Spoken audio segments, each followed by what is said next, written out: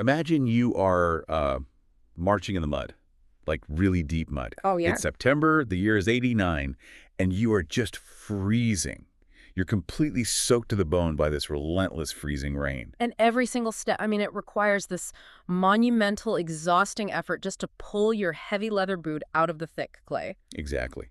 You are in this dense, dark German forest, and you are surrounded by 28,000 people. That's just a massive amount of It humanity. really is. Soldiers, women, children, servants, and they're all strung out in this chaotic helter-skelter line that stretches for nearly 10 agonizing miles to the trees. Right. You are a Roman.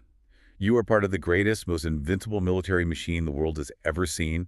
But right now, shivering in the wind and the snapping branches, you have absolutely no clue but the thousands of hidden eyes watching you from the tree line. It's a scenario that genuinely evokes a primal kind of claustrophobia. I mean, what you're describing is the exact precipice of one of the most absolute, devastating military disasters in human history. Yeah.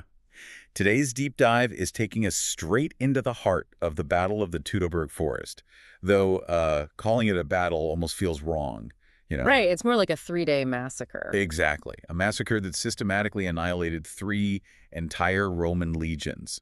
And we are piecing this nightmare together using historical accounts from ancient writers, guys like Cassius Dio, Velius Paterculus, Tacitus, and Florus. But we aren't just relying on old texts. No, we're not. We are combining those accounts with incredibly haunting modern archaeological discoveries pulled straight from the mud at a place called Calcrease. And our mission with this deep dive, it's not to give you a dry academic tactical analysis. We want to drop you right into the middle of the chaos. Yeah, you need to feel it. We're going to track that slow, suffocating, terrifying realization of a trap snapping shut. And we're going to witness Rome's absolute worst nightmare unfold in real time. Okay, let's unpack this. Because before we get anywhere near the mud and the blood of the forest, we have to fundamentally understand the mindset of the victims here. Oh, absolutely. The mindset is everything. Right. We have to establish the sheer scale of Rome's arrogance before we can understand how it was torn down. Because in 89, Rome doesn't just think they are powerful. They think the world is literally theirs by right. Yes, they are marching into this forest with absolute confidence, totally unaware that they are already dead men walking. Well, at this specific moment in history, the Roman Empire is at its absolute peak. Emperor Augustus is in power. They have effectively dominated the known civilized world. Pax Romana, right. Yeah, the Roman peace. But we really have to understand what that actually means. It wasn't like a peaceful coexistence. No, it was peace achieved through overwhelming military supremacy. Exactly. If you resisted, you were crushed. If you submitted, you were absorbed. And so, to the east of the Rhine River lies Germania. Germania Magna, they called it. Right. And to the Roman mindset, this huge, heavily forested region isn't some terrifying wilderness. It's just, the next item on the administrative checklist. It's just territory waiting to be civilized.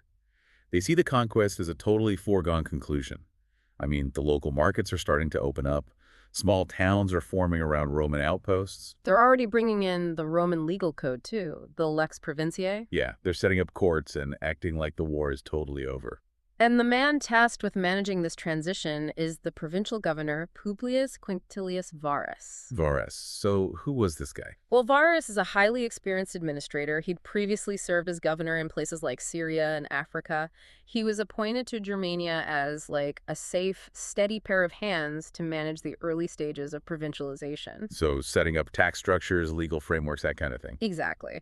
But the fatal flaw here is that Varus is treating Germania like it is already a fully pacified, submissive Roman province. Which it absolutely was not. Not even close. But he's distributing his troops all over the region in these small, vulnerable detachments. Local tribal communities are actually coming to him, asking for a few Roman soldiers to help arrest local robbers or escort provision trains. Yeah. And he just gives them the troops. He just hands them out. He is functioning like a peacetime bureaucrat, completely oblivious to the fact that he is a commanding general occupying deeply hostile territory. Wait, if he is in unfamiliar territory, surrounded by dense forests and autonomous tribes, why on earth would he voluntarily divide his army? Wouldn't standard Roman military doctrine explicitly forbid breaking up your concentrated force in an unpacified region? Standard doctrine absolutely would, but that goes back to the arrogance you mentioned earlier. Varus doesn't believe he's in an unpacified region. He believes it's on paperwork. Exactly. He thinks the presence of Roman law has already mentally conquered these people, and a massive part of why he is so comfortable, why his guard is so completely down, is because of his right-hand man. Ah, yes. Arminius. Right. A Germanic cavalry officer named Arminius. Arminius is such a fascinating figure because he represents, like, the absolute pinnacle of the Roman assimilation machine. He's originally a prince of the Germanic Cherusci tribe. Right. But when he was a boy, he was taken to Rome as a hostage. And we really need to clarify that term because hostage sounds like, he was locked in a dungeon somewhere. Yeah, far from it. Taking the children of the tribal elite was standard Roman geopolitical strategy. Right. You take the sons of the conquered kings, bring them to Rome, and give them a world-class Roman education. You teach them Latin, you steep them in Roman philosophy, military strategy, culture. It's an imperial brainwashing program. Essentially, yeah. You rewire their brains so that when they eventually return to rule their tribes, they do so as loyal agents of Rome. It was incredibly effective. And by all outward appearances, I mean, the system worked flawlessly on Arminius. He didn't just learn the language. He actively joined the Roman military. He fought alongside Roman legions in massive, brutal conflicts like the Pannonian War. Yeah, and he proved himself so completely, he was actually granted full Roman citizenship. He was even elevated to the highly prestigious rank of equestrian. Which is huge. Let's contextualize what that equestrian rank actually means, because it's vital to understanding Varus's blind trust. It wasn't just a shiny medal, right? No, being an equestrian meant Arminius had achieved immense social and financial status. He wore the gold ring of the Roman elite. He had the financial backing to mingle with senators. Wow.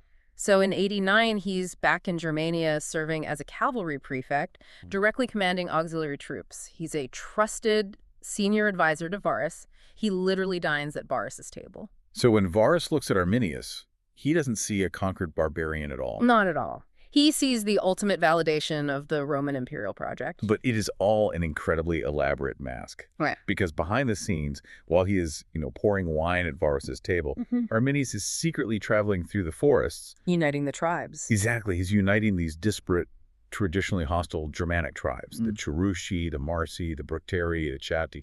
He's forging them into a massive, highly coordinated anti-Roman coalition. It's a massive betrayal. And what blows my mind is that Varus is explicitly warned about this. Yes.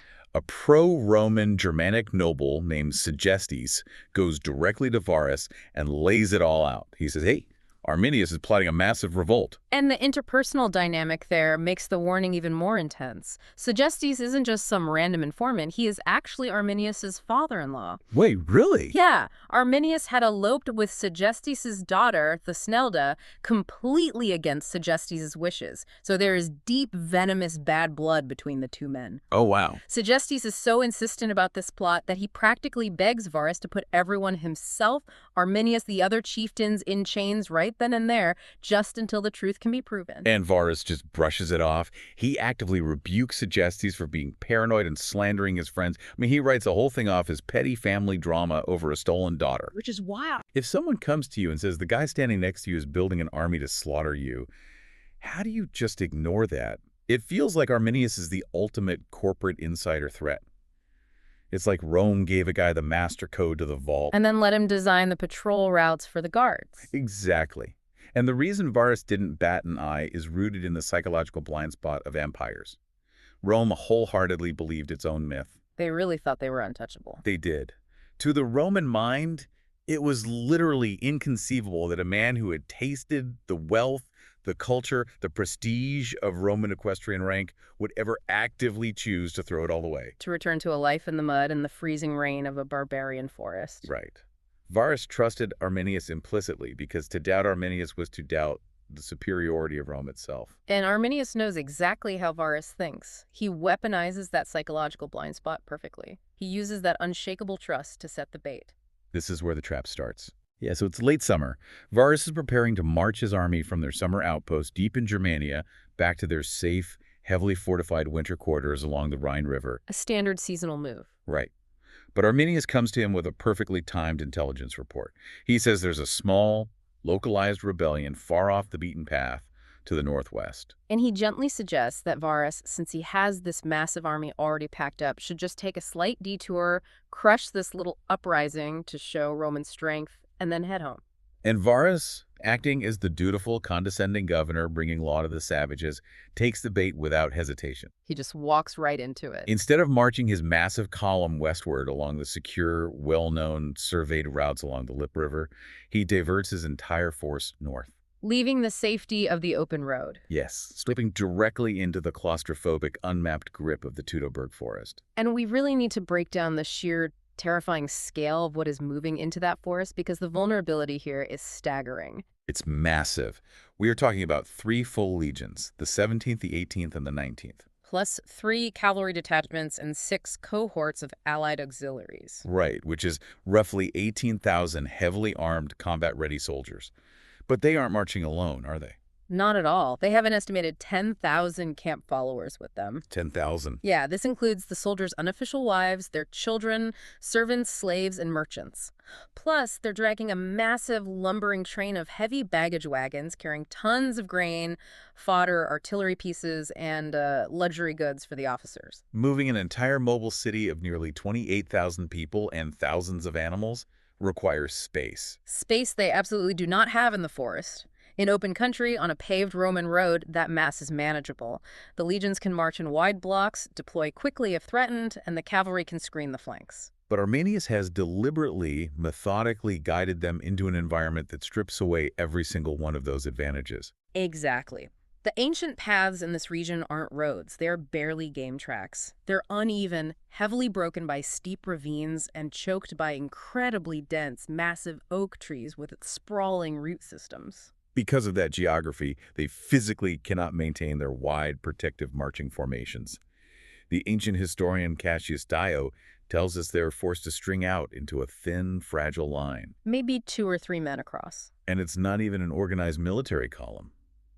Because the terrain is so difficult, the heavy infantry gets mixed helter-skelter with the civilians and the baggage wagons. Total chaos. The cavalry is separated from the foot soldiers. The commanding officers are physically disconnected from their units. The line stretches out over 8 to 10 miles. Which is just a logistical nightmare. Right. If you have a column that is 10 miles long and the front gets attacked, how long does it take for the back to even realize what's happening? Hours. And by the time the rear guard realizes the vanguard is under attack, there is absolutely nothing they can do to help because the path is completely clogged with thousands of panicked people and stuck wagons. And then, as if the forest itself is a weapon Arminius has deployed, a violent North Sea storm rolls in. Oh, the weather just turns catastrophic. This isn't just a heavy rain shower. This is a lashing, freezing, relentless deluge accompanied by gale-force winds. The temperature plummets. And the ground there is a loamy, sandy soil. Under torrential rain, it instantly turns into a slick, treacherous, sucking clay. The massive heavy wagons start sinking up to their axles. The wind is so violent that the tops of these ancient oak trees are actually snapping off and crashing down onto the column. The Roman engineers are constantly having to halt the entire 10-mile march just to chop away fallen logs and drag wagons out of the mud. It's at this exact moment, as the Roman column is grinding to a miserable, freezing, chaotic halt in the mud, that Arminius rides up to Varus. The perfect timing. He says, "In essence, sir, the terrain is rough, and we might need help. I'm going to ride ahead with my auxiliary cavalry to gather those allied Germanic tribes I told you about so we can support your march." And Varus, completely blind to the reality of his situation, gives him permission to leave. He literally watches the architect of his destruction ride off to spring the trap. Because Arminius doesn't ride off to gather allies for Rome. No, he rides straight into the forest to the rallying points where tens of thousands of Germanic warriors have been waiting silently in the rain for this exact moment. At what point do the hairs on your arms stand up? At what point does the silence of the forest start to feel malicious? Because put yourself in the sandals of a regular Roman legionary right then. You are freezing. You are slipping in the mud.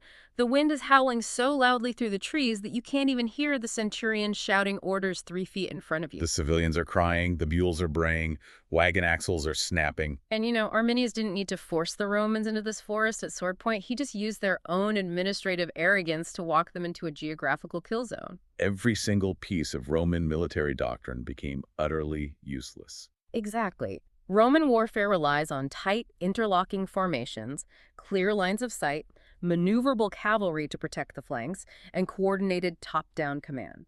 In the mud and the claustrophobic trees of the Teutoburg, they had absolutely none of that. They were disarmed before a single weapon was even drawn. And then the trek springs. Yeah. But it doesn't happen the way you see in movies. Right. There is no formal, terrifying battle cry echoing through the woods. No massive line of warriors charging out of the trees with swords drawn. The ambush begins with a sudden, deafening barrage of spears and heavy javelins raining down from the dense thickets above.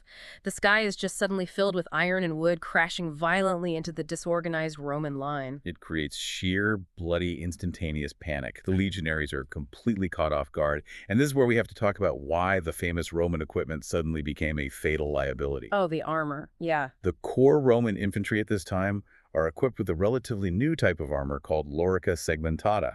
This is that classic, iconic Roman armor you picture. Articulated plate armor made of overlapping iron hoops. Right. It is a masterpiece of military engineering for a pitched battle on an open field, because those overlapping bands are incredible at deflecting lateral sword slashes. But why does it fail so catastrophically here? Yeah, that's the question. Well, it's because of the trajectory of the attack and the environment. Overlapping bands of metal inevitably have gaps, particularly around the collarbone and the top of the shoulders, to allow for arm movement. Okay. When you are standing in an open field facing an enemy, those gaps are protected by your shield.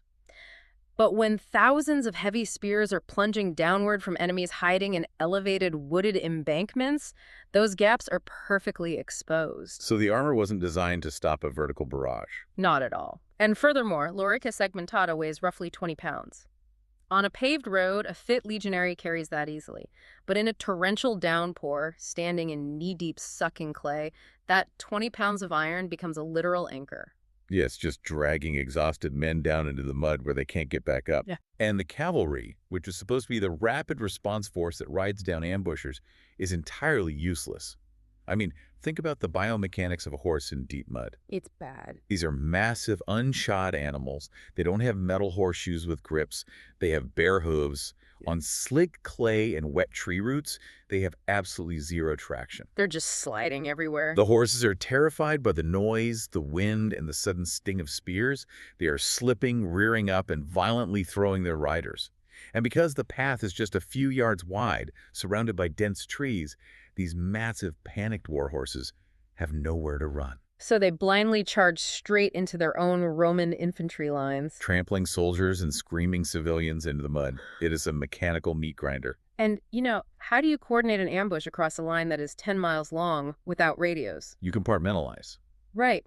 The Germanic tribes knew this terrain intimately. They didn't attack as one massive army. They operated in localized war bands, hitting the column at dozens of different points simultaneously. They used animal calls and whistles to communicate through the noise of the storm. They had pre-planned kill zones. What's fascinating here is Arminius's sheer discipline.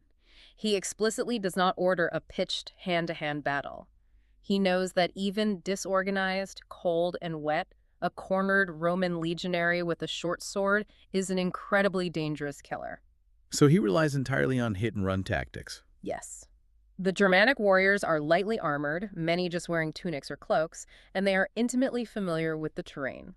They hurl their weapons from the safety of the brush, dart in with knives to finish off the wounded who have fallen in the mud, and then vanish instantly back into the trees before the surviving Romans can even attempt to form a defensive line. Arminius is basically letting the nature of the forest, the freezing weather, and the sheer physical exhaustion do half the killing for him. It's like the Roman column is this massive, heavily armored snake that has been lured into a narrow pipe. It's completely trapped. The unseen hunters are just poking it through the metal with spears. That's a terrifying analogy. The snake can't coil up, it can't turn around, it can't strike back at what's hurting it. It can only slowly bleed and thrash as it gets hacked to pieces inch by inch. Yeah. Yet somehow, despite taking horrendous casualties and losing all cohesion, Varus managed to assert some tiny level of command as day one finally comes to an end. It's almost unbelievable that they survived the day. He issues a desperate order. Right. Burn the baggage train. They abandon everything unessential, the luxury goods, the extra tents, the heavy artillery, the grain wagons, and they manage to hack out a rough, fortified night camp on a wooded mountain. Which, frankly, is a staggering testament to the deeply ingrained, almost mechanical discipline of the Roman soldier. Even in a literal nightmare scenario, surrounded by the screams of the dying and the pitch black of a freezing forest, they still managed to dig a trench, build a palisade, and construct a fortified camp. But it's only a temporary reprieve. Yeah. Because when day 2 dawns, they break camp and resume the march. And remarkably, they actually managed to fight their way out of the dense woods into a brief stretch of open country. They take heavy losses doing it, but for a fleeting moment, they can see the sky. They can form up into something resembling a battle line. But if they found open ground, why didn't they stay there? Why didn't they just fortify that position and wait for rescue?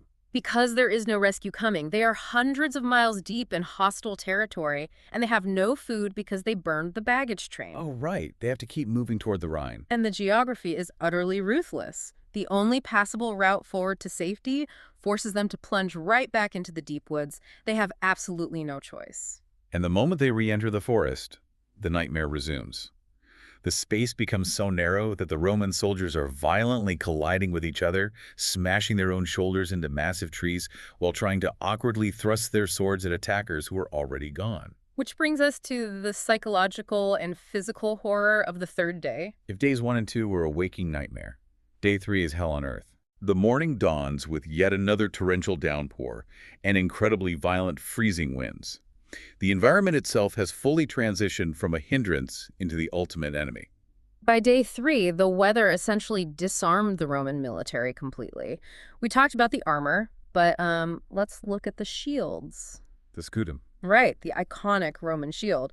But it wasn't made of solid metal. It was made of thin strips of layered wood glued together, covered in canvas and leather, and edged with bronze. Okay, so what happens in the rain? Well, after 3 days of continuous lashing rain, the glue starts to fail. The leather stretches. The wood acts like a sponge and becomes totally waterlogged. Oh no. A shield that normally weighed about 22 pounds suddenly weighs 35 or 40 pounds. The exhausted, starving men physically do not have the arm strength to hold them up anymore, let alone rapidly maneuver them to block incoming spears. And the archers are entirely out of the fight too, right? Right. Exactly. Roman auxiliary archers use bows strung with animal sinew. When sinew gets soaking wet, it absorbs the moisture, expands, and loses all of its elasticity.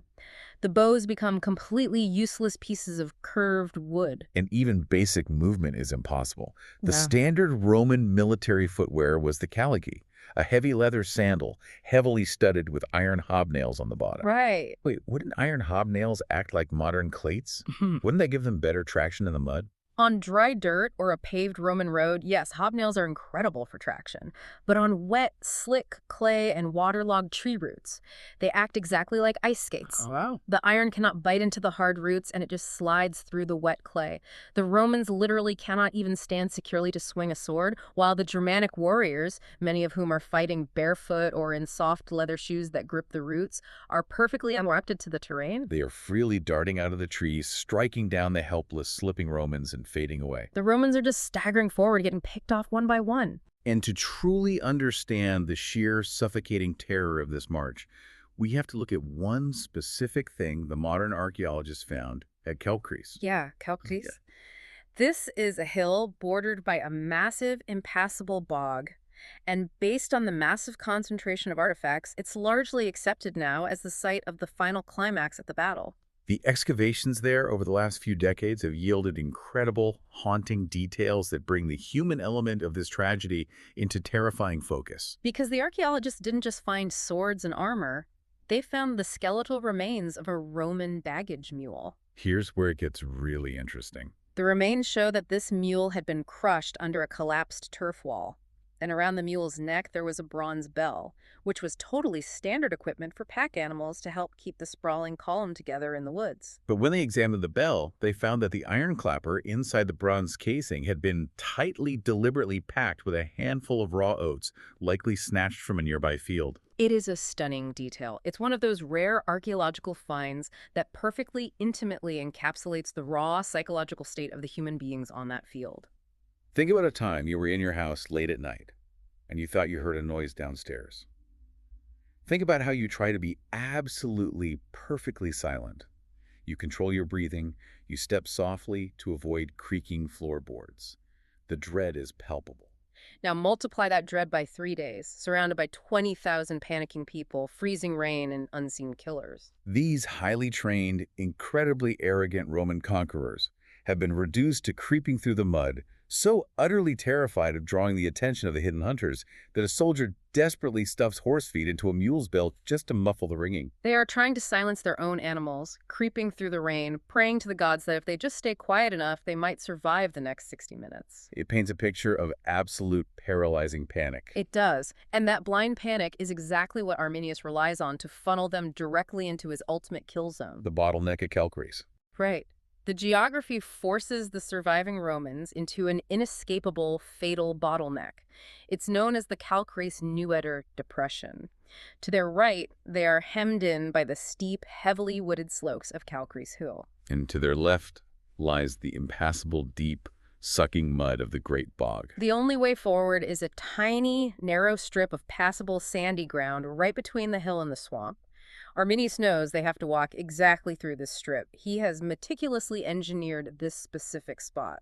The archaeological evidence found here is just staggering. Arminius didn't just wait in the bushes for them, he fundamentally altered the battlefield. And yeah, they built a wall. Along the lower edge of Calcarees Hill, running parallel to that narrow sandy strip, the Germanic forces had built a massive zigzagging wall made of turf and sand. It was nearly 400 meters long, about 1.5 meters high, and 3 meters wide. Here we have to emphasize this wasn't just a barricade to block the road. It was built parallel to the Roman path. It was an offensive firing platform. Right. And it was highly engineered.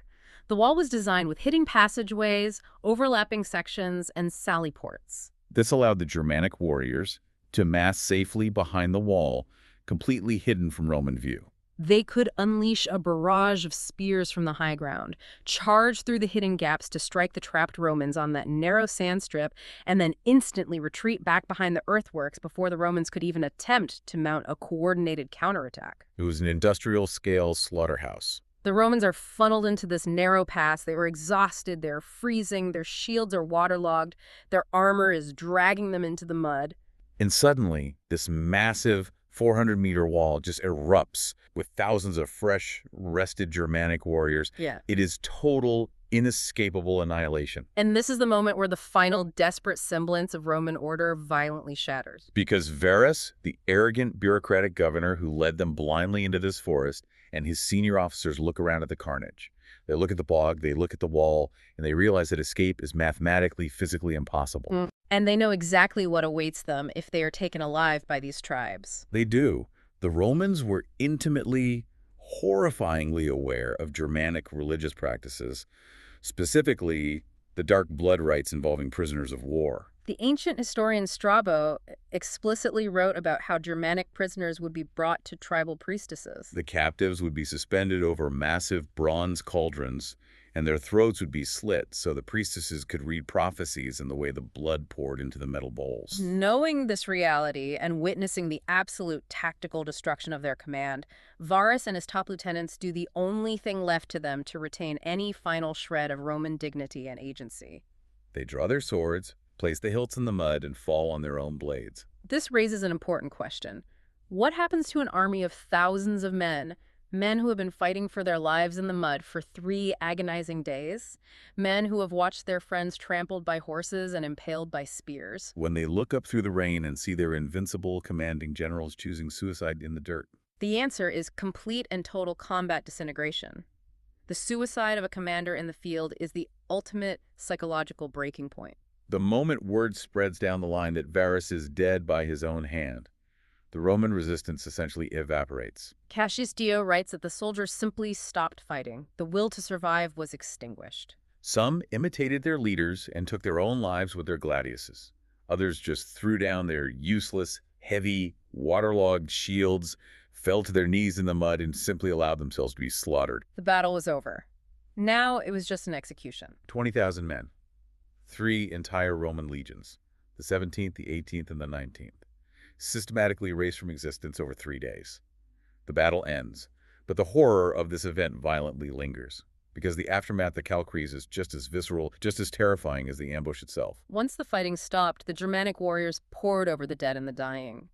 The Romans were methodically, aggressively stripped of everything valuable. And the archaeological record at Calcrates shows the mechanics of this looting clearly. The victors piled up those massive, waterlogged Roman shields by the turf wall. They didn't want the wood. It was heavy and useless to them. Instead, they ripped off the valuable bronze edging and pried off the heavy iron shield bosses to melt down for their own weapons. They just left the wooden bodies of the shields stacked there to rot into the mud. And the fate of the survivors who didn't die in the initial slaughter, I mean, the historian Florus recounts horrors that almost sound like myth, but given the scale of the tribal rage against Roman occupation, they are deeply grounded in truth. Roman prisoners, specifically the officers and legal administrators who had been imposing Roman law, suffered horrific fates. Florus describes men having their eyes put out, their hands cut off. In one incredibly chilling account, Florus describes a barbarian warrior pinning down a Roman lawyer, cutting out his tongue, and violently sewing the man's mouth shut. The warrior held the severed, bleeding tongue in his hand, looked at the Roman, and said, "At last, you viper, you have ceased to hiss." It is a profound, violent, incredibly symbolic rejection of everything Rome stood for. The hissing was the Latin language, the Roman law, the arrogant decrees that had been forced upon them. And the physical scars of this massacre remained on the landscape for years. 6 years later, the Roman general Germanicus leads a massive retaliatory expedition back into the Teutoburg forest. The historian Tacitus describes what Germanicus and his men found when they finally reached the site. It was a literal nightmare landscape. They found bleached human skulls nailed to the trunks of ancient oak trees. They found the crude tribal altars in the groves where the surviving Roman tribunes and top centurions had been ritualistically sacrificed. The modern forensic excavations at Calcrates back up Tacitus's haunting description with chilling precision. Archaeologists found mass burial pits scattered across the area. When they analyzed the bones, they found these pits were filled exclusively with the skeletons of males aged 25 to 45. The exact demographic of a Roman legion. And the skulls in these pits showed massive, catastrophic, blunt force trauma. Deep sword cuts, crushed bone. This wasn't a noble battle line where men fell in formation. This was a chaotic, desperate slaughter. There was absolutely no glory here. None of the romanticized heroism of the Roman arena or the marble statues. It is just the grim, terrifying reality of a trapped, exhausted army being butchered in the mud, thousands of miles from home. And while the bodies of those 20,000 men rotted away in the dark German forests, the shockwave of this massacre traveled hundreds of miles south, crashing violently into the pristine marble halls of Rome itself.